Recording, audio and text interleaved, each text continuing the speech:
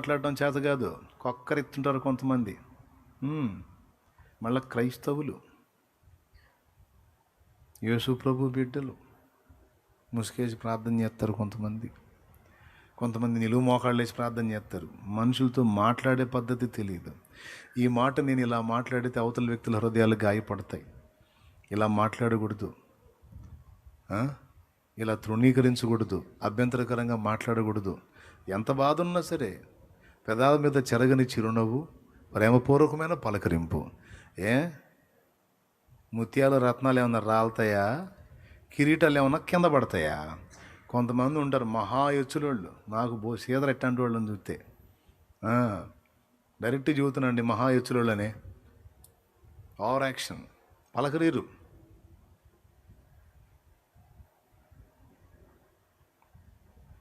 పలకరించవచ్చు కదండి, పలకరినాం. వాళ్ళ మొఖాలు చూస్తేనే ఆ ఇంటికి వచ్చినోడు వెళ్ళిపోతాడు. కొన్ని దరిద్ర మొఖాలు, మిమ్మల్ని కాదండి, కొన్ని దరిద్ర మొఖాలు ఉంటాయండి. వాళ్ళ ఫీలింగ్ అంతా మొహంలో చూపిస్తారు.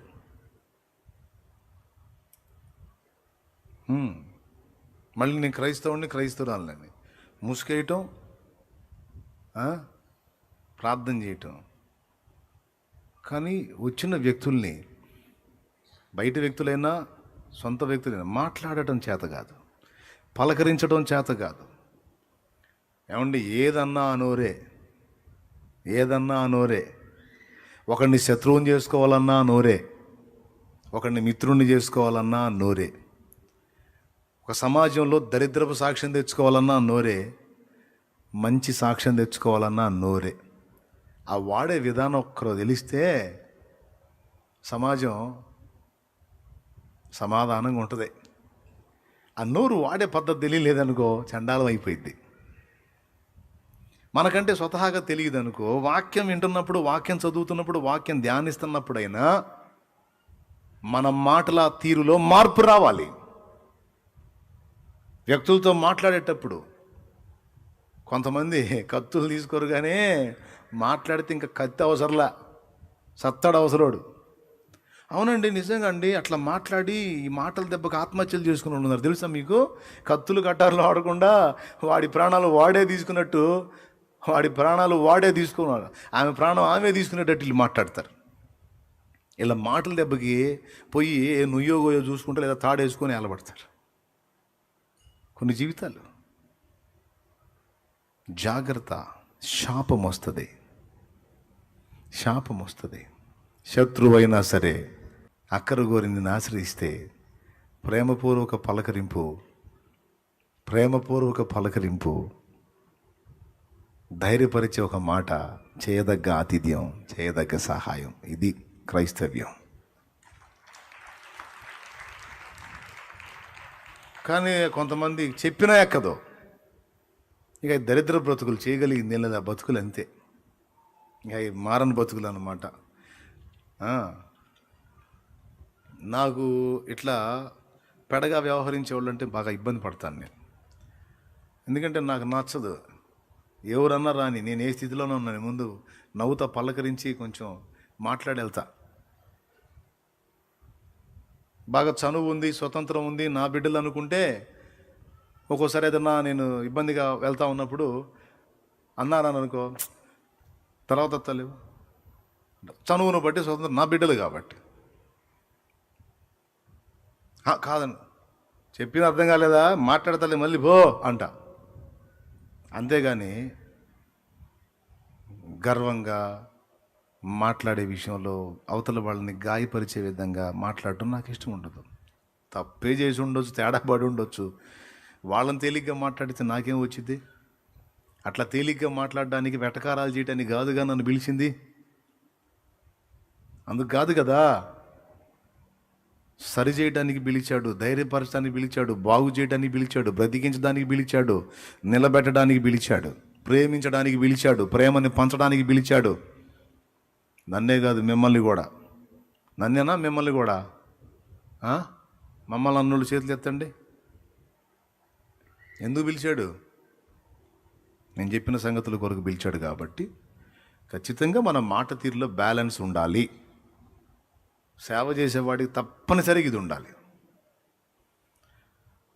సేవకురాలు కూడా పాపం కొంతమంది సేవకులు కష్టపడతారు, కొంతమంది సేవకురాళ్ళ ముఖాలు ఉంటాయి, తుమ్మల్లో పొద్దు పొడిచినట్టు పెడతారు. ఎవరైనా అతిథులు వస్తే చాలా ముఖాలు చూడాతి కాదు, బోయిడెవడో వచ్చాడుగా అన్నట్టు. నీ సేవ చేయవు, నీ బొంద ఏం చేస్తావు సేవను? ఒక అతిథి ఇంటికి వచ్చాడు అంటే దేవుడు ఒక ఆత్మను పంపాడు, ఒక ఆత్మను రక్షించడానికి అవకాశం ఇచ్చాడు దేవుడు. చేయదగ్గ ఆతిథ్యం చేసి, చేయదగ్గ సహాయం చేసి, పంచదగ్గ ప్రేమను పంచి, దైవజనుడు దైవజనురాలు అట్లా ఆత్మలను రక్షణలో నడిపించడానికి కష్టపడాలి. బిడ్డలారా, మాట్లాడటం నేర్చుకుందాం. ఎవరితో? మనుషులతో మాట్లాడటం కూడా నేర్చుకోవాలి. ఇది మాట్లాడరు, గర్వం. నేను మాట్లాడేది కిరీటం కింద పడిద్ది. మళ్ళా మహారాజుది కిరీటం కింద పడేదానికి బిర్రుగా పోతుంటాడు అన్నమాట. మహారాణి గారు మాట్లాడరు, కిరీటం కింద పడిద్ది. మరి వజ్రాలతో బొదిగిన కిరీటమే. ఎచ్చులోళ్ళు అన్నమాట. ఏమైంది? ఎవరన్నా రాని వందనాలు, బాగున్నారా, ఫ్యామిలీ క్షేమమేనా, ఉండండి, కాసిన మంచినీళ్ళు తెస్తాను తాగండి, అయిపోయాయి. ఆ 2 మొక్కలు కూడా అనరు. నాకు అది నచ్చదు. ఆ విధంగా ఎవరన్నా కనబడితే అవతలోడికి ఏం ఫీలింగ్ ఉండదు, కానీ నాకు మాత్రం రగిలిపోతుంటుంది. ఎందుకు ఇంత క్లియర్గా చెప్తున్నానంటే, దేవుని పిల్లలంగా మనకు అది తగదు. మనం నేర్చుకోవాలి. దైవ సేవకు ఉపక్రమించినప్పుడు కత్తిపోటు లాంటి మాటలు, ఫీలింగ్స్, వ్యవహారాలు మనం వ్యక్తపరచకూడదు. మృదువైన మాట క్రోధమును చల్లార్చునన్నాడు. సాధ్యమైనంత వరకు మన మాటలు మృదుత్వం, కోమలత్వం, నిర్మలత్వం, పరిమళం ఉండాలి. ఆదరణకరమైన వాక్కు, ప్రేమపూర్వకమైన పలకరింపు. ఏం పోయింది? ఏమైనా కోట్లు పోతాయా? ఇప్పుడు నేను చెప్పిన ఈ మ్యాటర్ ఎంతమందికి ఇంట్రెస్ట్గా ఉంది? ఏమోలేయో అన్నట్టుందా, లేకపోతే ఇది సీరియస్ మ్యాటర్ అన్నట్టుందా? సరే, తీసుకునేవాళ్ళు అట్ట తీసుకుంటారు. నాకేంది చెప్పటం, నా ధర్మం. వినకపోతే నా కర్మ, వాళ్ళ కర్మ. అది కాబట్టి 3 సంగతులు చెప్పి, మొట్టమొదటి దేవునితో మాట్లాడటం నేర్చుకుని, రెండవది కొండలతో, సమస్యలతో, రోగములతో, ప్రాబ్లమ్స్తో మాట్లాడండి, గద్దించండి, వాటిని ఎదిరించి మాట్లాడండి, వాటికి వ్యతిరేకంగా మాట్లాడండి. ఈరోజు భయంకరమైన అప్పుల్లో ఉన్న వాటికి వ్యతిరేకంగా మాట్లాడడం ఎట్లా తెలుసా? ఈ అప్పు అనే కొండని తీసి సముద్రంలో వేస్తాడు, నా చేతులతో అనేకులకి ఇప్పిస్తాడు నా యేసయ్య. అది జరిగితే రోగాన్ని గురించి కూడా అదే మాట. ఈ రోగం అనే దాన్ని ఎత్తి సముద్రంలో పడేస్తాడు, నన్ను బాగు చేస్తాడు, ఆయన కొరకు నన్ను వాడుకుంటాడు. ఈ బలహీనతలు నన్ను వదలవు కాదు, ఈ బలహీనతలని అధిగమించే శక్తి నా దేవుడు నాకు ఇస్తాడు. నేను ఆయన సాక్షినవుతా. ఈరోజు దరిద్రపు వ్యసనాలతో, అలవాట్లతో ఊరంతా ఊసిన బతుకుతున్నాను. నా జీవితాన్ని నా యేసు ఆయన చేతుల్లో తీసుకున్నాడు. ఊరు మొత్తానికి దీవెనకరమైన బతుకుతా నేను. నన్ను బట్టి కాదు, నా ప్రభువును బట్టి. ప్రతి విషయాన్ని గురించి ఇలా మాట్లాడటం నేర్చుకో. విశ్వాసమును బట్టి మాట్లాడు, దేవుణ్ణి బట్టి మాట్లాడు సమస్యతో. 3వది మనుషులతో ప్రవర్తన, మాట తీరు. కొక్కరించటాలు, కొంగెల మాటలు, ఇవన్నీ పెద్దోళ్ళకి తెలుస్తాయి. ఇప్పుడు ఈ కొక్కరించడం అంటే కూడా తెలియదు కొంతమంది. అంటే కొక్కరింపు అంటే ఏందన్నయ్య అంటారు. యాడ చెప్పేది నేను, నా వల్ల కాదు. ఇక కొక్కరింపు అంటే విక్రింతలుగా మాట్లాడటం. అది రకరకాలు ఉన్నాయి ఈ మాటల్లో. కొంతమందిని చూస్తే అర్థమవుతుంటుంది మీకు. కాబట్టి అట్లా మాట్లాడటం నేర్చుకోవాలి. అవమానపరిచే మాటలు మాట్లాడటం గొప్పతనం కాదు. 10 మంది అవమానపరుస్తుంటే, అవకాశం ఉంటే అవమానం పొందుతున్న బిడ్డని ధైర్యపరిచి వెన్నుచర్చి నిలబెట్టేటట్టు మాట్లాడాలి. మన యేసయ్య పద్ధతి అది. మీలో పాపం చేయనివాడు ఎవడో ఏం రాయన్నాడు. ఒక్కడేలా జంపు మొత్తం. ఏమన్నాడు? మాయ్ లే దరిద్రపు దాన్న, సైతాన్ మగంది లే, సిగ్గులేదు మళ్ళీ కూర్చున్నా అన్నాడా? అమ్మా అన్నాడు.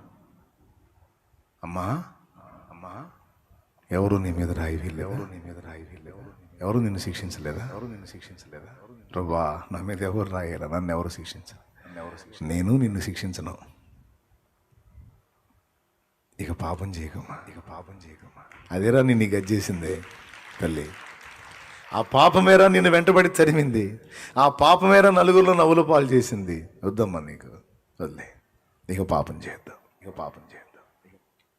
యేసయ్య మాట, తల్లికున్నదా తండ్రికున్నదా నీ ప్రేమ జాలి యేసయ్యా, అన్నదములకైనా కన్న బిడ్డలకైనా నీ ప్రేమ లేదు యేసయ్యా. తల్లికున్నదా తండ్రికున్నదా నీ ప్రేమ జాలి యేసయ్యా, అన్నదములకైనా కన్న బిడ్డలకైనా నీ ప్రేమ లేదు యేసయ్యా. యేసయ్యా యేసయ్యా నా మంచి యేసయ్యా, యేసయ్యా యేసయ్యా నా మంచి యేసయ్యా, యేసయ్యా యేసయ్యా నా మంచి యేసయ్యా, యేసయ్యా యేసయ్యా నా మంచి యేసయ్యా. తల్లికున్నదా తండ్రికున్నదా నీ ప్రేమ జాలి యేసయ్యా, అన్నదములకైనా కన్న బిడ్డలకైనా నీ ప్రేమ లేదు యేసయ్యా. ఈ ప్రేమతో నిండిన వ్యక్తులకి, ఈ ప్రేమతో నిండిన వ్యక్తులకి మంచి ఆరోగ్యం ఇస్తాడు యేసయ్య, సమృద్ధిని ఇస్తాడు యేసయ్య. ఈ రోజు కాకపోతే ఇంకా 10 రోజులకైనా 10 నెలలకైనా ఖచ్చితంగా ఇస్తాడు. ప్రేమతో నిండిన వాళ్ళని ఎత్తుకుంటున్నాడు ఆయన. ఆ మాటలలో దైవిక ప్రేమ, ఆ జీవం ఉన్న వ్యక్తులు కావాలి. వాళ్ళకి ఇస్తాడు కృపని, వాళ్ళు అనేక మందిని బతికిస్తారు. ఈ వ్యక్తిత్వం అలవర్చుకున్న వాళ్ళు దరిద్రులుగానే ఉంటారు. వాళ్ళ కొరకు వాళ్ళ మట్టికి వాళ్ళు బతుకుతారు, వాళ్ళ బతుకులు అట్లా అయిపోతాయి. ప్రేమతో నిండాలి హృదయం. నోటి దగ్గరే దొరుకుతాం మనం, అర్థమైందా? కొంతమంది పద్ధతులను బట్టి నేను అంత వెటకారంగా చెప్పాను ఇందాక, కొక్కరింపుగా, లేకపోతే ఎక్కదని, లేకపోతే అలా చెప్పాలని లేదు. ఇప్పుడు సీరియస్గా చెప్తున్నాను, సరి చేసుకుందాం. 3 సంగతులు చెప్పాను. 4వది, సైతాన్తో మాట్లాడటం కూడా తెలుసుకొని ఉండాలి. ఫైనల్. ఇంకా కొన్ని ఉన్నాయిలే, ఈసారి ఎప్పుడని చెబుతాను. ముఖ్యంగా ఈ 4. 4వది, సైతాన్తో మాట్లాడటం కూడా తెలుసుకొని ఉండాలి. సైతాన్ సమ్మతులతో మాట్లాడటం కూడా తెలుసుకొని ఉండాలి. సత్యం పక్షంగా మాట్లాడటం తెలుసుకొని ఉండాలి. బోల్డన్ ఉన్నాయి, తర్వాత చెబుతాను. 4 సంగతులు. 5వది, సత్యం పక్షంగా మాట్లాడటం కూడా తెలుసుకొని ఉండాలన్నాను. గుర్తు రాసుకో, జస్ట్ ధ్యానించు, నీకు అర్థమైద్ది. సైతాన్తో మాట్లాడటం తెలుసుకోవటం ఏంటి అంటారా? ఏబు భార్య శోధించబడింది, మంచిదే పాపం. భార్య శోధించబడి పిల్లలు పోయారు, ఆస్తులు పోయినాయి, అంతస్తులు పోయినాయి, అంతా పోయి ఒళ్ళంతా కుళ్ళిపోయి జబ్బుకు మొత్తబడి తీయించిన దరిద్రంగా తయారై ఇంకా ఆయనకి స్తోత్రాలు చెబుతాను. ఆయనకి స్తోత్రాలు చెప్తావా? యెహోవాను దూషించి చావు అంది. చూసి ఎట్ట మాట్లాడాడు.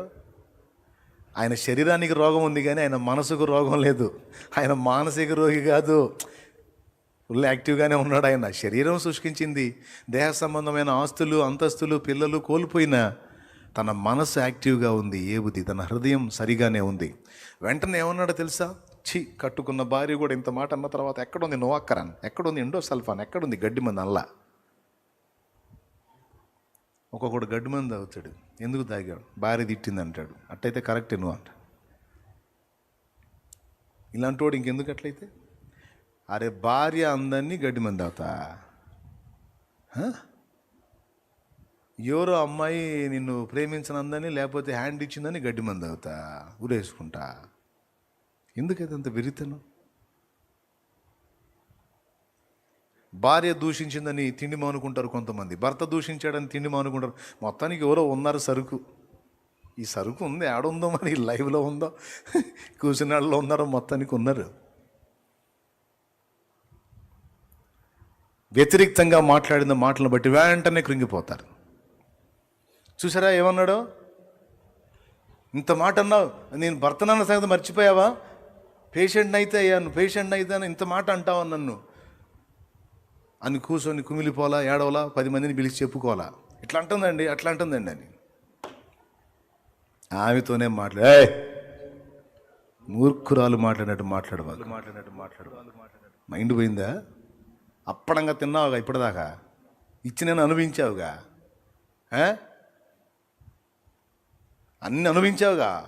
ఆయన అనుగ్రహించిన అనేకమైన మేళ్లు పొందడానికి మనం యోగ్యులమా? తగుదుమా? కొద్దిపాటి శ్రమను సహించడానికి మనం తగమా? రివర్స్ అవుదామా?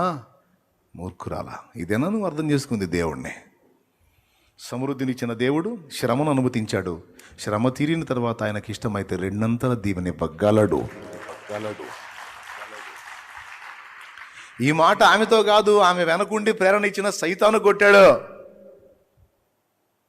ఆ తర్వాత రాసుంది, నోటి మాటలతోనైనా దేవుణ్ణి ఒక్క మాట కూడా జారలేదని ఆ తర్వాత వచనాల్లో ఉంది. మనుషులు కాదు, మనుషులు వెనక ఆడుండొస్తాడు, వాళ్ళని నెట్టుకొని వస్తాడు. వీళ్ళకి కొడితే ఆడికి దిగిద్ది బాణం. ఆడు బాణాలు తీసుకొని వస్తాడు, వీళ్ళని ముందు పెట్టుకుని ఆడు వెనక బాణాలు తీసుకొని వస్తాడు మనకేయాలని. మన విశ్వాసమును డాలును అడ్డం పెట్టి ఆ విశ్వాసపు వాక్కులను వారి మీదికి సంధించినప్పుడు మనకేయాలని వచ్చిన బాణం మన విశ్వాసపు డాలు అడ్డగిస్తుంది. మన వేసిన బాణం వాడికి తగిలి పరారు. అర్థమైందా? అట్లా కానీ జాగ్రత్త పడలేదనుకో హవ్వ బతుకయిద్ది. వాడు తీసుకొచ్చి చెప్పే అబద్ధపు మాటలు ఎదిరించలా, స్వీకరించింది, తిరుగు మాట్లాడలా. అదే హవ్వ. ఒక్క మాట అంటే సూపర్ ఉండేది. రేపు అడుగుపోయినా అడుగుదాంలే, ఇప్పుడు ఏమో తెలుసా? పండు తింటే దేవతల వల్ల ఉందిరు అన్నావు కదా, 1 గంట ఆగు, మా ఆయన దగ్గరికి పోయేస్తా. లేకపోతే సాయంత్రం దాకా ఆగు, పెద్ద ఆయన వస్తాడు చల్లబోట. ఆయన అడుగుతా, మరుసటి రోజు వచ్చి తీసుకుంటా. ఇప్పుడు దడ ఆయాసం ఏం లేదు, ఇప్పుడైతే తిన్నాం అందనుకో, మళ్ళీ వాడు కనపడ్డిగా. అప్పుడు కథ ఇంకో టైపులో ఉండేది. ఆ ఒక్క ముక్క మాట్లాడలా. వెంటనే లోబట్టం కాదు. దేవునికి వ్యతిరేకంగా స్వరం వినబడుతున్నప్పుడు, దైవజనులకు వ్యతిరేకంగా స్వరం వినబడుతున్నప్పుడు వెంటనే అవతల వాళ్ళ మాటలు నమ్మేయటంగా లోబట్టం కాదు. వివేచించాలి, వివేచించి పలకాలి. మీ దేవుడు ఇలా తెలుసా అంటే నా దేవుడు ఏందో నాకు తెలుసు. మీ దైవజనుడు ఇలా అంటే ఆయన ఏందో కూడా నాకు తెలుసు. మీకు ఒక విగ్రహం అయిపోయాడు. దైవజనుడు నాకు విగ్రహం కాదు. నా హృదయంలో నా ప్రభు కొలువున్నాడు. ఆయనను గురించి నాకు బోధిస్తున్నాడు, ఆయనను గురించి నాకు ప్రకటిస్తున్నాడు, ఆయనలో నన్ను ప్రోత్సహిస్తున్నాడు. కనుక దైవజనుడిని నేను ప్రేమిస్తాను, గౌరవిస్తాను. కానీ నా ఆరాధనంతా నా ప్రభుకే. హల్లెలూయా. 4 సంగతులు చెప్పాను. మాట్లాడటం నేర్చుకోండి. చూడటం కాదు, మాట్లాడండి. నంబర్ 1 దేవునితో మాట్లాడటం నేర్చుకో. నంబర్ 2 దేవుని యందలి విశ్వాసమును బట్టి సమస్యతో. 3వది నంబర్ 3 దేవుని పక్షంగా మనుషుల దగ్గరికి వెళ్ళి ప్రేమ కలిగిన మాటలు, ధైర్యం చెడిన వారికి ఊతమిచ్చే, కృంగిన వారిని లేవనెత్తే మాటలు మాట్లాడటం నేర్చుకోవాలి. 4వది సైతాను సంబంధాలతో మాట్లాడటం నేర్చుకోవాలి. ఆమె హార్డ్గా మాట్లాడింది, ఆయన సాఫ్ట్గా జవాబీలా యాజ్ ఇట్ ఈజ్ ఇచ్చాడు. దయగల వారిపై ఆమె ఉంది, దేవుణ్ణి దూషించి మరణముకా, దేవుణ్ణి దూషించి చావు అంది. వెంటనే ఆయనే ఉన్నాడు, మూర్ఖురాలా అన్నాడు. అదే ఫోర్స్లో ఇచ్చాడు ఆన్సర్. మళ్ళీ ఇంకొక మాట మాట్లాడినట్టు లేదు. ఉంటే నాకు చెప్పండి. ఏ బొమ్మ ఇంకో మాట ఏమైనా మాట్లాడిందా? ఒక్కటే కోటింగ్ అనమాట. ఇక మళ్ళీ సౌండ్ లేదు. స్తోత్రం. అందుకే ఆయన ఏవు. మరి అందుకే బైబిల్లో పెద్ద పుస్తకమే పొందుకున్నాడు మహానుభావుడు. దాదాపు 42 అధ్యాయాల పుస్తకం పొందుకున్నాడు ఆయన.